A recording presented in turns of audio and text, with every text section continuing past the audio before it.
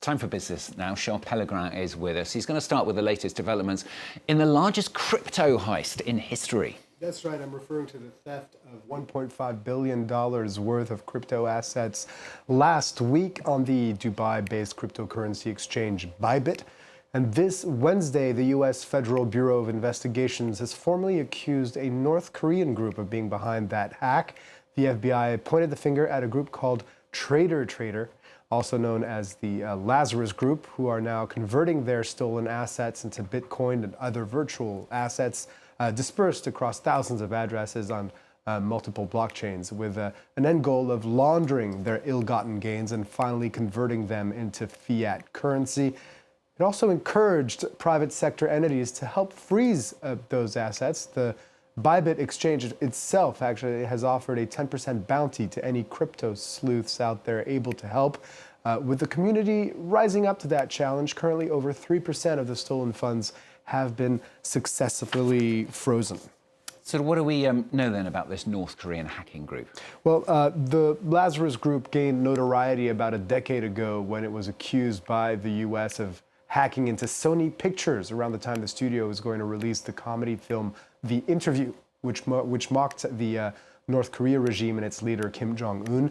But it's also allegedly behind some of the biggest crypto heists in history before this latest one, whether it's the $620 million theft from Ronin Network in 2022 or the $300 million theft of crypto from the DMM Bitcoin exchange back in December. But it's really part of a wider North Korean cyber warfare program that dates back to at least the mid-1990s and which has grown into a 6,000-strong unit known as Bureau 121. A UN panel on North Korea's sanctions evasion estimates that it's stolen over $3 billion in crypto since 2017, and that this helps fund Pyongyang's nuclear weapons program.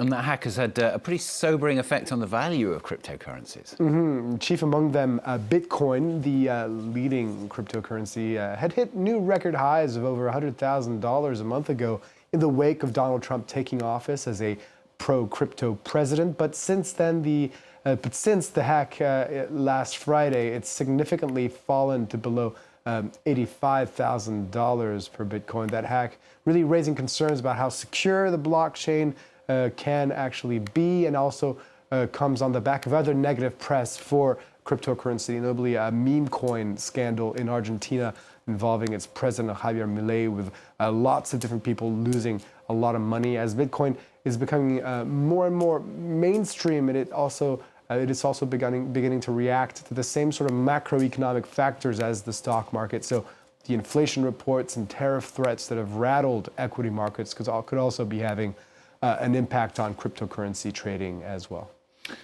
Now to some other news, and the US has withdrawn a crucial economic lifeline. This is for the government of Venezuela.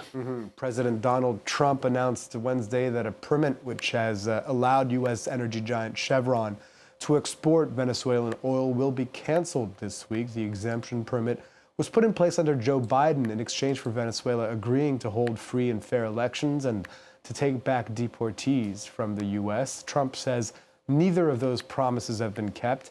Brian Quinn has the details. A loophole closed, an economic blow to a regime and an oil company. Donald Trump now says that a permit that had allowed American energy giant Chevron to pump and export Venezuelan oil for over 2 years in spite of U.S. sanctions is being canceled as of March 1st. Via its partnership with state oil firm PDVSA, Chevron currently pumps more than 200,000 barrels of Venezuelan oil per day, roughly 6% of its global output. The U.S. Secretary of Energy, though, says oil markets are unlikely to see a significant disruption.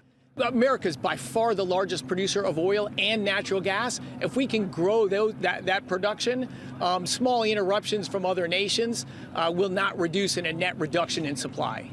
Venezuela has been under strict U.S. sanctions since 2020, instituted by the first Trump administration in an effort to topple authoritarian President Nicolás Maduro. Venezuela's political opposition estimates that Chevron's exemption from those sanctions has provided the Maduro government with roughly $4 billion. The permit was issued in 2022 by the Biden administration on the condition that Venezuela hold free and fair elections.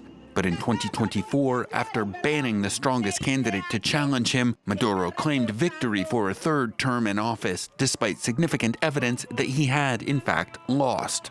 The new Trump team didn't seem to mind, signaling a rapprochement with Maduro in exchange for Caracas agreeing to accept flights of Venezuelans deported from the U.S. Trump, though, now says Maduro isn't taking back deportees fast enough. More than 7.5 million Venezuelans have left the country since 2013, when its once powerful oil economy first began to falter. Brian Quinn and Charlotte's wrapping up with the markets. That's right.